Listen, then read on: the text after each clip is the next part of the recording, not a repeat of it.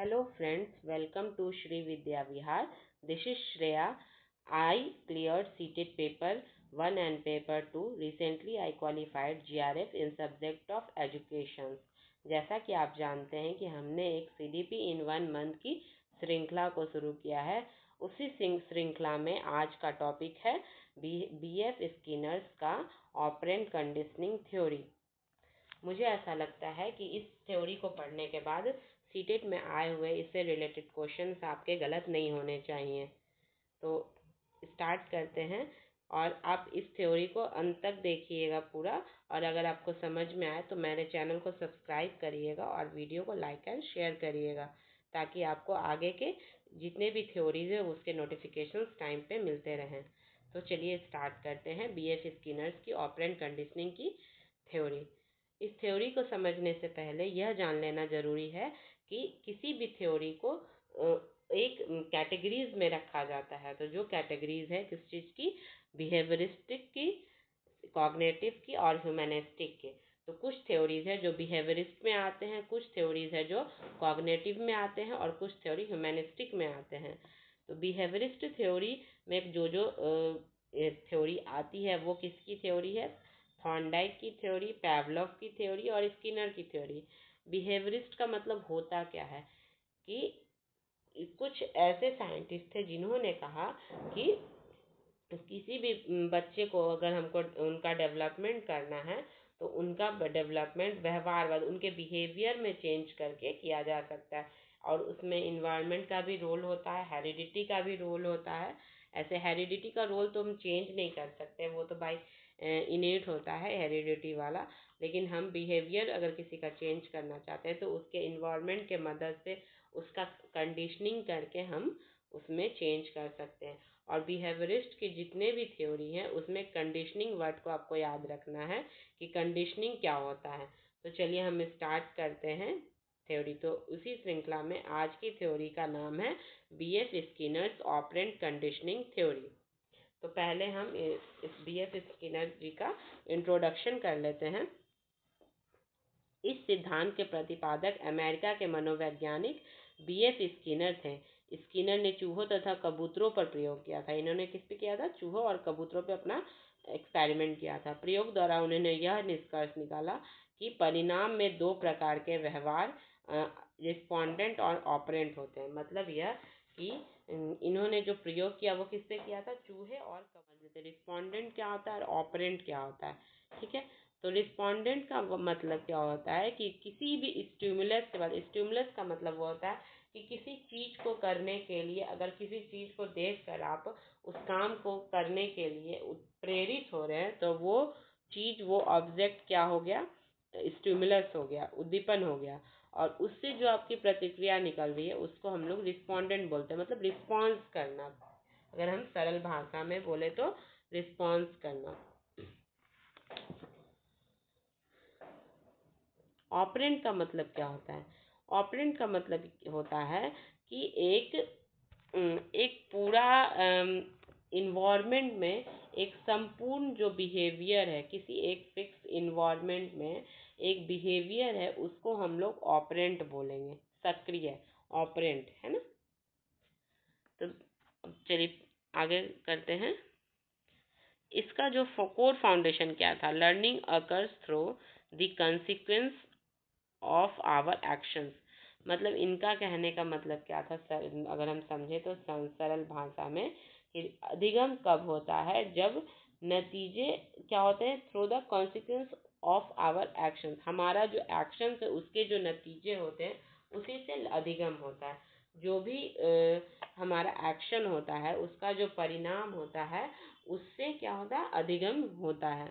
तो इसके बहुत सारे नाम हैं, इस थ्योरी के बहुत सारे नाम हैं, तो इसमें आपको कंफ्यूज नहीं होना है क्योंकि नाम चेंज कर करके पूछा जाता है। तो इस BF स्किनर के थ्योरी को हम रिस्पॉन्स और स्टिमुलस थ्योरी बोलते हैं, प्रोग्राम लर्निंग थ्योरी भी बोलते हैं, इंस्ट्रूमेंटल कंडीशनिंग थ्योरी भी बोलते हैं, और भी इसके अन्य बहुत सारे नाम हैं जो हम आगे देखेंगे।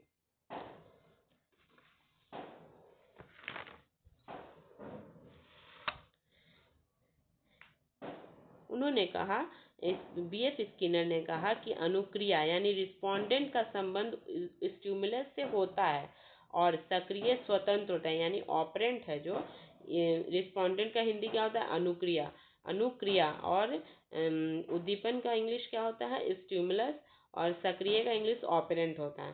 तो कहने का मतलब है जो रिस्पोंडेंट और स्टिमुलस है उन दोनों का आपस में संबंध होता है, लेकिन ऑपरेंट है जो वो इंडिपेंडेंट स्वतंत्र होता है, अर्थात यह किसी उद्दीपन से नहीं जुड़ा होता है, इसका कोई उद्दीपन नहीं होता है। और क्योंकि ऑपरेंट है जो एक, हम कह सकते हैं एक होल लेवल पे ऑपरेंट आता है, एक इन्वायरमेंट में जो भी क्रिया होती है उसको ऑपरेंट बोला जाता है और ये स्वतंत्र होती है, लेकिन रिस्पोंडेंट उसके अंदर आता है। ये एक छोटा सा टर्म है कि जैसा स्टिमुलस रहेगा वैसा रिस्पॉन्स मिलेगा, कहने का ये मतलब इसका है।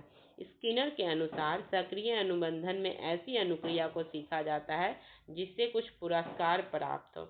BF स्किनर ने कहा कि इसमें से कोई भी जो ऑर्गेनिज्म है वो, या फिर वो बच्चा है या फिर वो किसी जानवर पे इन्होंने ये थे एक्सपेरिमेंट किया था, तो वो कोई भी चीज़ कैसे सीखेगा, जब उसको कुछ पुरस्कार प्राप्त होगा तभी सीखेगा, समझे। इस सिद्धांत का अन्य नाम क्या क्या है हम ये बता देते हैं। Ethics theory, response stimulus theory, साधनात्मक अनुबंधन का सिद्धांत, कार्यात्मक प्रतिबद्धता का सिद्धांत, सक्रिय अनुबंधन सिद्धांत और टाइप आर अनुबंधन सिद्धांत थ्योरी। तो चलिए हम ये देखते हैं कि जो BF स्किनर थे उन्होंने अपने एक्सपेरिमेंट को कैसे किया था, ठीक है। तो उनके लिए एक BF स्किनर का एक बॉक्स का एक यूज़ किया था, जिसको कि क्या कहा जाता है, स्किनर बॉक्स एक्सपेरिमेंट। तो पहला हम एक्सपेरिमेंट देखेंगे जो कि चूहे पे किया गया था। स्किनर ने साधन अनुकूलन के लिए एक उपकरण का प्रयोग किया जिसे उन्होंने स्किनर बॉक्स, मतलब उन्होंने एक बॉक्स का प्रयोग किया था जिसको स्किनर बॉक्स कहा जाता है। इस बॉक्स के अंदर लीवर लगा था जिसे दबाने पर प्लेट में भोजन का टुकड़ा गिर जाता था। लीवर जब भी दबेगा तो उस प्लेट में भोजन आ जाएगा। स्टार्टिंग में चूहे ने कई ऐसी रैंडम एक्टिविटीज़ की और जिससे है कि जो लीवर को दबाता तो उसे भोजन मिल जाता था। मतलब सिंपल सा यह था कि रैंडम चूहा है जो एक्टिविटीज़ कर रहा था और बाई चांस अगर लीवर दब जा रहा था तो उसे भोजन मिल जा रहा था। भोजन यहाँ पे क्या काम करना था, रीइंफोर्समेंट का कार्य कर रहा था। रीइंफोर्समेंट का मतलब होता है कि किसी भी कार्य को करने से कुछ आपको पॉजिटिव या नेगेटिव पुनर्बलन मिलता है, तो उसे हम लोग बोलते हैं कि ये पुनर्बलन है। ये एक मतलब जैसे इसका एग्जाम्पल के द्वारा अगर हम समझे कि कोई बच्चा अगर अपना होमवर्क कंप्लीट कर लेता है तो उसको रीइंफोर्समेंट क्या मिलता है कि अच्छा तुमने ये होमवर्क अपना कंप्लीट कर लिया है तो तुम्हें एक चॉकलेट मिलेगा। तो वो जो चॉकलेट है वो इसके लिए क्या है, रीइंफोर्समेंट का काम कर रही है। इसके भी बहुत सारे टाइप होते हैं रीइंफोर्समेंट के, पॉजिटिव रीइंफोर्समेंट, निगेटिव रीइंफोर्समेंट, इस टाइप से। जिससे जो चूहा, उसी प्रकार चूहा है जो चूहा को जैसे जैसे उसको ऐसा समझ में आने लगा कि ये लीवर दब रहा है तो मुझे रीइंफोर्समेंट, तो यहाँ पे रीइंफोर्समेंट चूहे के लिए क्या है, भोजन है, कि उसको भोजन मिल रहा है, जिससे लीवर के दबाने की प्रतिक्रिया को बल प्रदान हुआ। इस प्रयोग में निम्नलिखित क्रियाएं देखी गई हैं। चूहा है जो लीवर के पास अधिक समय तक समय व्यतीत करता है, क्योंकि उसे वहाँ पे वो लीवर दब जा रहा है तो उसको भोजन मिल रहा है, इसलिए कुछ प्रयासों के बाद चूहा लीवर को दबाकर भोजन प्राप्त करना सीख जाता है। तो यहाँ पे चूहा को क्या सीखना था कि लीवर कैसे दबाना है। तो जैसे जैसे उसको रीइंफोर्समेंट मिलते गया तो चूहा उस पर अपना काम किया और उसका वो सीख गया कि लीवर दबाना कैसे है। हर प्रयास के साथ लीवर दबाने की आवृत्ति बढ़ गई, मतलब जैसे जैसे वो कोशिश कर रहा था लीवर दबाने की जो प्रक्रिया थी वो बढ़ती गई। वो चाहा कि जितना जल्दी हम लीवर को दबा सकें। लीवर यहाँ बटन को बोला जा रहा है। स्किनर ने फिर कबूतर पर प्रयोग किया। कबूतर पे भी सेम ऐसे ही प्रयोग किया था कि उसको भोजन देना था और उसके भोजन देने से उसको रीइंफोर्समेंट मिल रहा था, पुनर्बलन मिल रहा था। अब रीइंफोर्समेंट इन ऑपरेंट कंडीशनिंग, ठीक है, यानी पुनर्बलन का क्या काम है इस सक्रिय अनुबंधन के सिद्धांत में। तो पुनर्बलन भी होते हैं, दो प्रकार के होते हैं, धनात्मक पुनर्बलन और नकारात्मक पुनर्बलन। ठीक है, तो इस पॉजिटिव रीइंफोर्समेंट और नेगेटिव रीइंफोर्समेंट। पॉजिटिव रीइंफोर्समेंट का मतलब क्या होता है, कोई भी सुखद वस्तु या उद्दीपक, उद्दीपक मतलब बताया मैंने कि कुछ देना किसी चीज को, किसी चीज कोई भी, जैसे हमारे लिए हमें भूख लगी है तो हमारे लिए हमारा फेवरेट खाना क्या हो जाएगा, हमारा उद्दीपक हो जाएगा। उसी तरीके से तो कोई भी सुखद वस्तु या उद्दीपक जो उचित व्यवहार होने पर प्रयोज्य को प्राप्त होता है, जैसे अच्छे अंक प्राप्त करना, यह संबंधित व्यवहार के प्रदर्शन की संभावना में वृद्धि करता है। कि मतलब जो व्यवहार चाहिए, हमें देखना है किसी में, किसी को कुछ सिखाना है, तो उसमें अगर बच्चा अगर कोई एक्टिविटी कर रहा है और उसमें उसको अच्छे मार्क्स मिल रहे हैं तो बच्चा उस एक्टिविटी को बार बार दोहराएगा। ठीक है, अगर उसको कोई एक्टिविटी बच्चा कर रहा है, उसको अप्रिशिएशन दिया जा रहा है, तो उस एक्टिविटी को बच्चा बार बार दोहराएगा। तो इसको हम लोग पॉजिटिव रीइंफोर्समेंट कहेंगे। अब नेगेटिव रीइंफोर्समेंट क्या होता है कि किसी उचित व्यवहार को प्रदर्शित होने पर किसी भी ऐसे चीज को हटा देना जो कि उस जीव को अच्छा ना लग रहा, या फिर वो जानवर या मनुष्य हो ना लग रहा हो, तो वो हो जाएगा नेगेटिव रीइंफोर्समेंट। रीइंफोर्समेंट एक पॉजिटिव शब्द है, ठीक है, और इसमें हम पॉजिटिव और नेगेटिव टर्म को ऐड करते हैं। मतलब कुछ अगर हम जोड़ रहे हैं तो वो पॉजिटिव रीइंफोर्समेंट हो जाएगा, और कुछ अगर ऐसा चीज हटा रहे हैं, डिडक्ट कर रहे हैं जो उस आदमी को नहीं पसंद है, उस बच्चे को नहीं पसंद है, तो वो नेगेटिव रीइंफोर्समेंट हो जाएगा। जैसे कि एग्जांपल देते हैं कि अगर कोई बच्चा है जो अपना होमवर्क टाइम पे कंप्लीट कर लेता है, तो उसकी जो माँ है वो उसको बोलेगी कि ठीक है, तुमने अपना होमवर्क टाइम पे कंप्लीट कर लिया है, इसलिए तुम्हें आज ये होमवर्क, दूसरा होमवर्क नहीं करना पड़ेगा, या फिर तुम कम टाइम तक ये पढ़ाई कर सकते हो, थोड़ा सा खेल लो। तो इसको हम लोग बोलेंगे क्या, नेगेटिव रीइंफोर्समेंट। ठीक है, कि मतलब जो उसको कष्ट है, जिससे उसको प्रॉब्लम हो रही है, तो उसको हटा देना, उसको हम लोग बोलेंगे नेगेटिव रीइंफोर्समेंट। अब पॉजिटिव पनिशमेंट क्या होता है और नेगेटिव पनिशमेंट क्या होता है। पॉजिटिव पनिशमेंट का मतलब वह होता है कि किसी अनुचित व्यवहार के घटित होने पर किसी कष्टप्रद वस्तु या उद्दीपक को प्रस्तुत करना। मतलब कुछ ऐसा, मतलब पॉजिटिव पनिशमेंट क्या होता है कि कुछ ऐसा टर्म, कुछ ऐसा घटना होना जो कि नहीं होना चाहिए था, तो अगर वो घटना हो जाता है तो कुछ ऐसा उद्दीपक, स्टिमुलस को प्रेजेंट करना जो कि उस बच्चे को पसंद नहीं है।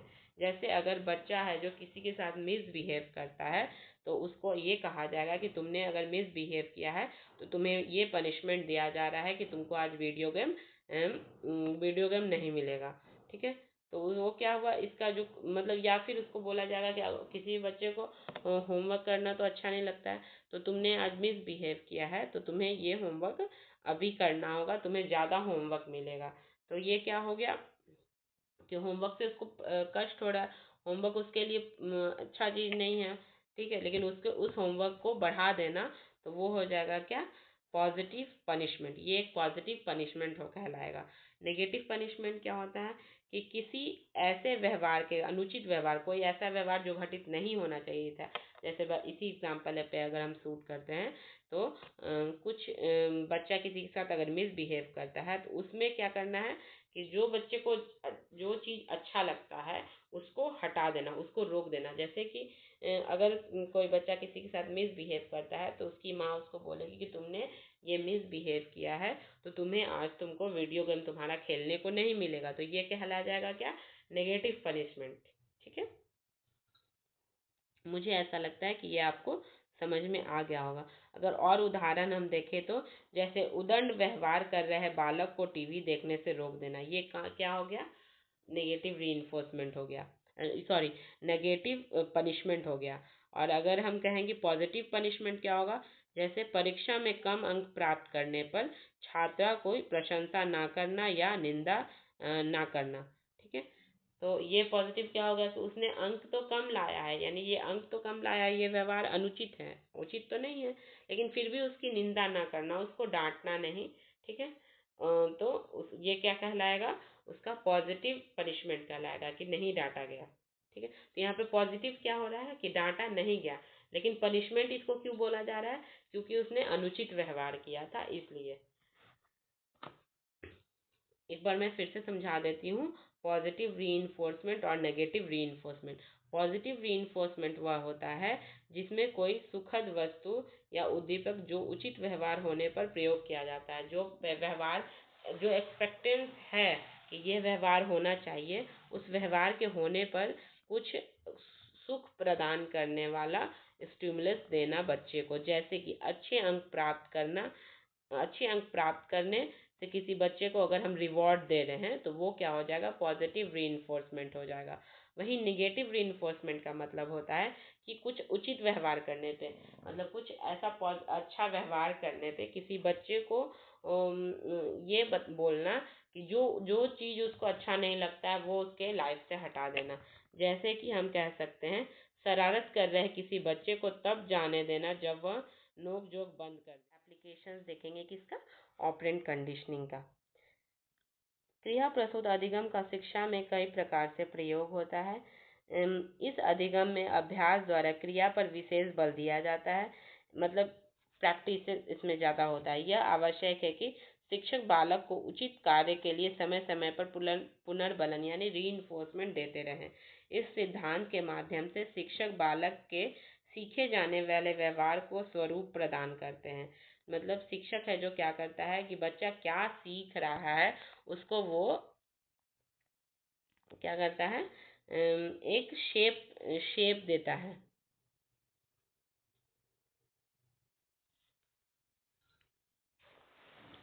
फिर काम की समाप्ति पर या सफलता मिलने पर प्रसन्नता होती है, जिससे संतोष प्राप्त होता है और जो क्रिया को बल देता है। क्रिया प्रसूत सिद्धांत मंद बुद्धि वाले मानसिक रोगियों को आवश्यक व्यवहार के सीखने में सहायता देता है। इसको हम लोग प्रोग्राम्ड लीनियर लर्निंग भी कहते हैं।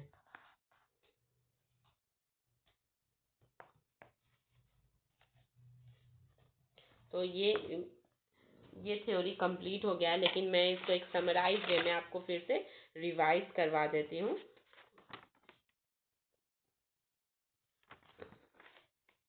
तो स्किनर ने क्या दिया था, ऑपरेंट कंडीशनिंग ऑफ थ्योरी दी थी। स्किनर थ्योरी किस चीज़ पे बेस्ड है, based on Thorndike theory motivated and by law of effect. यानी स्किनर का जो थ्योरी है वो किस चीज़ पे बेस्ड है, थॉर्नडाइक की थ्योरी पे। तो आप अगर थॉर्नडाइक की थ्योरी नहीं पढ़े हैं तो मैं आगे इसकी क्लास लेके आऊँगी, उसमें आप इसको समझ लीजिएगा। लेकिन एक थॉर्नडाइक का जो एक मोटिव लॉ दिए थे, लॉ ऑफ इफेक्ट, उसी से ये मोटिवेटेड है। कौन सा, बीएफ स्किनर की थ्योरी। ये कब दिया गया था, 1938 में दिया गया था, जिसको आरएस कंडीशनिंग यानी respond and stimulus conditioning theory भी बोलते हैं। इसका सिंपल सा क्या है कि इसमें बिहेवियर को शेपिंग किया जाता है, किसके द्वारा, रीइंफोर्समेंट के द्वारा, पुनर्बलन के द्वारा, परिणामों द्वारा सीखने पर आधारित है यह theory. Learning by consequences, consequences का मतलब नतीजे, मतलब जो जो नतीजा है कुछ, जैसे नतीजा इन द सेंस कि जब चूहा एक्शंस कर रहा है तो उसका परिणाम क्या निकल रहा है कि उसको भोजन मिल रहा है। जब लीवर दब रहा है तो भोजन है जो यहाँ पे नतीजा परिणाम है। तो उससे वो कुछ सीखा कि जैसे जैसे लीवर दब रहा है तो मुझे भोजन मिला, तो भोजन मिलने से उसको लगा कि मुझे और ये काम करना चाहिए, ये एक्शंस को रिपीट करना चाहिए ताकि फिर से मुझे भोजन मिले। इसी को हम लोग बोलेंगे लर्निंग बाय कंसिक्वेंसेस। तो उसने भोजन मिलने के नतीजे से क्या सीखा, लीवर को दबाना सीखा, अधिगम हुआ उनका। कंसिक्वेंसेस ऑफ द बिहेवियर में बी पॉजिटिव एंड नेगेटिव, मतलब जो बिहेवियर का कंसिक्वेंस है, कुछ भी बिहेवियर, अगर आप बच्चे को ही एग्जाम्पल में ले लीजिए, तो बच्चा अगर कोई भी बिहेवियर सीख रहा है तो उसका क्या रिजल्ट हो सकता है, या तो पॉजिटिव रिजल्ट होगा या तो नेगेटिव रिजल्ट होगा। अगर बच्चा किसी चीज़ को सीख रहा है, जैसे अगर बच्चा अगर सोसाइटी में बच्चे छोटे बच्चों के साथ खेल रहा है तो वो कुछ बैड बैड वर्ड्स सीख रहा है, तो उसका नतीजा क्या होगा कि उसको नेगेटिव पनिशमेंट मिलेगा, नेगेटिव नतीजा है ये। ठीक है, लेकिन यही अगर बच्चा कुछ गुड हैबिट्स सीख रहा है तो वो क्या है, वो पॉजिटिव टर्म बच्चा सीख रहा है, पॉजिटिव बिहेवियर सीख रहा है। लेकिन वही कुछ बैड वर्ड्स सीख रहा है तो वो क्या कहलाएगा, निगेटिव बिहेवियर सीख रहा है, नेगेटिव बिहेवियर कहलाएगा। और इसी में अगर पॉजिटिव बिहेवियर सीख रहा है तो क्या मिलेगा, पॉजिटिव रीइंफोर्समेंट मिलेगा।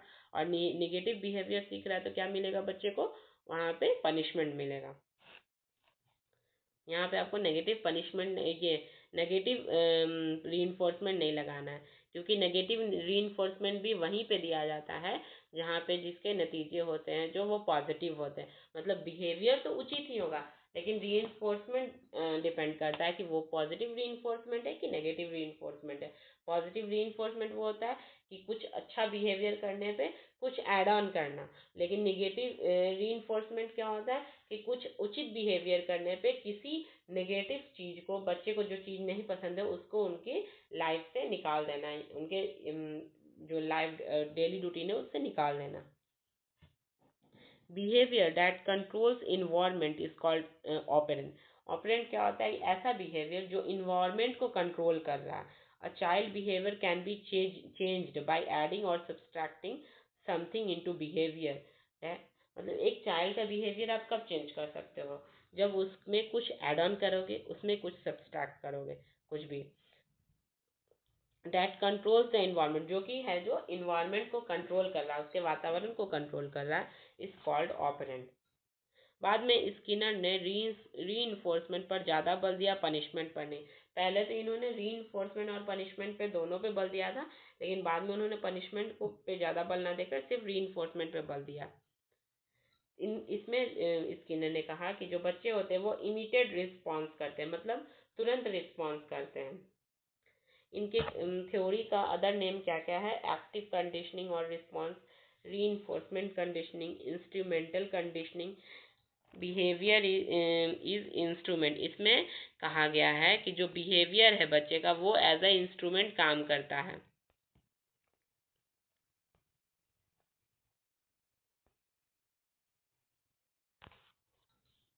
रिवॉर्ड कंडीशनिंग भी बोलते हैं। रिवॉर्ड कंडीशनिंग, रिवॉर्ड का मतलब क्या हुआ, यहाँ पे री दिया जा रहा है, उसी को यहाँ पे रिवॉर्ड कहा जा रहा है। कि किसी भी बच्चे का या फिर कोई कोई चूहा है, बिल्ली है, जो बिल्ली से के साथ नहीं, चूहा और कबूतर के साथ इन्होंने एक्सपेरिमेंट किया था, तो उनको क्या, किस चीज़ से कंडीशनिंग हुआ हुई थी, रिवॉर्ड से। रिवॉर्ड यहाँ पे क्या है, उनका भोजन। ठीक है, उन्होंने लीवर को दबाने का किसी तरह भी, पहले तो ऐसे ही मतलब अचानक से उन्होंने लीवर को दबा दिया तो उससे उसको क्या मिला, रिवॉर्ड मिला। फिर उसकी उनसे कंडीशनिंग हो गई कि जैसे जैसे लीवर दबेगा वैसे वैसे मुझे भोजन मिलेगा। तो ये कंडीशनिंग हो गया किसके साथ, उस चूहे का भोजन के साथ। इसको हम लोग RS थ्योरी भी बोलते हैं। ठीक है, अब हम समझते हैं कि री के प्रकार क्या क्या क्या हैं और उसका शेड्यूल क्या है, री कैसे कैसे दिया जाता है। तो एक री कंटिन्यूअस होता है और एक होता है इंटरमिटेंट री। तो कंटिन्यूअस री होता है कि बच्चा जैसे जैसे काम कर रहा है कंटिन्यूअसली उसको री पुनर्बलन दिया जा रहा है। मुझे ऐसा लगता है आपको री टर्म अच्छे से समझ में आ गया होगा अब तक। फिर इंटरमीडिएट री क्या होता है, उसमें इंटरवल री होता है और रेशियो री होता है। On the basis of time, एक एक स्पेसिफिक टाइम के इंटरवल पे अगर री दिया जा रहा है तो उसको हम लोग बोलेंगे इंटरवल री।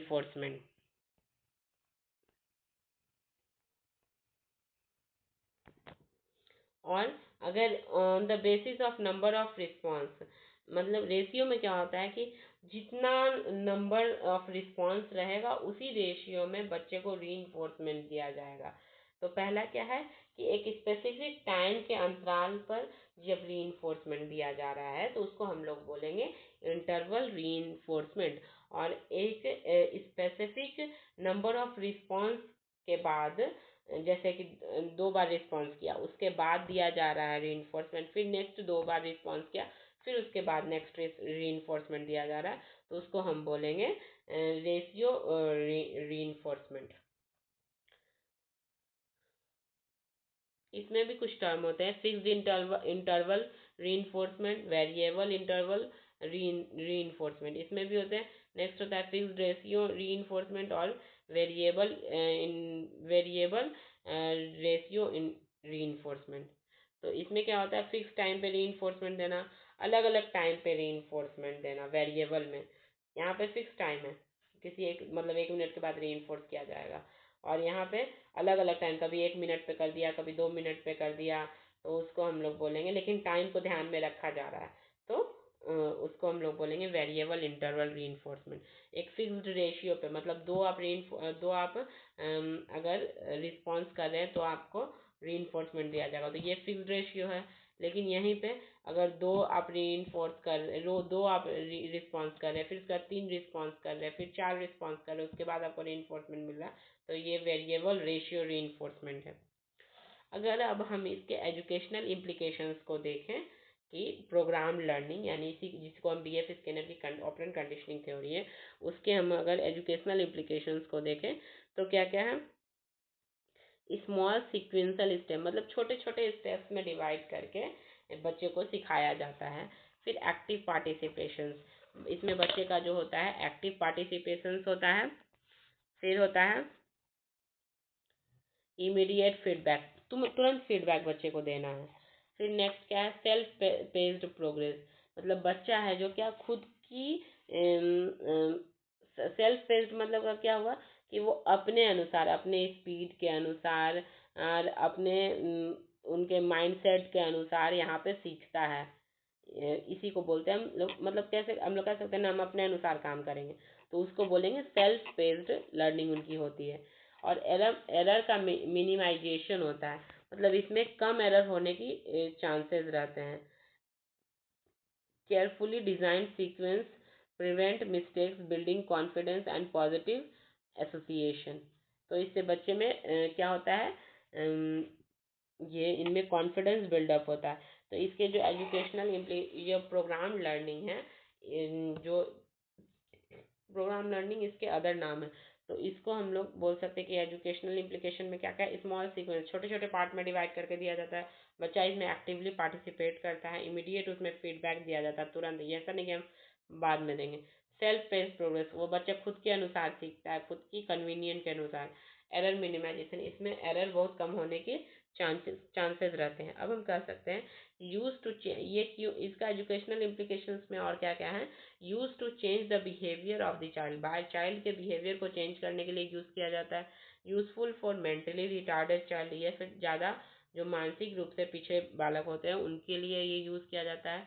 Learning can be defined as modifications of behaviour through reinforcement, मतलब लर्निंग को किस प्रकार एक्सप्लेन किया गया है कि मॉडिफिकेशन ऑफ बिहेवियर में मॉडिफाई करना किसके द्वारा, रीइंफोर्समेंट, कि बच्चा जो पहले बच्चा बदतमीजी कर रहा था, फिर वो उसको बोला गया कि तुम अगर अच्छे से बिहेव करोगे तो तुमको चॉकलेट मिलेगा, तो ये क्या हुआ, बच्चा फिर अच्छे से बिहेव करने लगा, किस चीज़ के लिए, रिवॉर्ड के लिए। यहाँ पे चॉकलेट रिवॉर्ड है, तो वो क्या हुआ, उसके बच्चे में बिहेवियर का मॉडिफिकेशन किया गया, कैसे, रीइंफोर्समेंट के द्वारा। रीइंफोर्समेंट यहाँ क्या है, चॉकलेट, तो उसके द्वारा। Programme learning on the basis of Skinner's theory, linear programme learning, जो सीखना है बच्चों को वो पूरा कॉन्सेप्ट एक साथ ना पढ़ा के पार्ट पार्ट में डिवाइड करके पढ़ाना ही प्रोग्राम लर्निंग है, जिससे पूरा कॉन्सेप्ट क्लियर हो जाता है और बच्चे को रीइंफोर्समेंट मिल जाता है। इसमें टाइम टू टाइम तुरंत तुरंत रीइंफोर्समेंट दिया जाता है।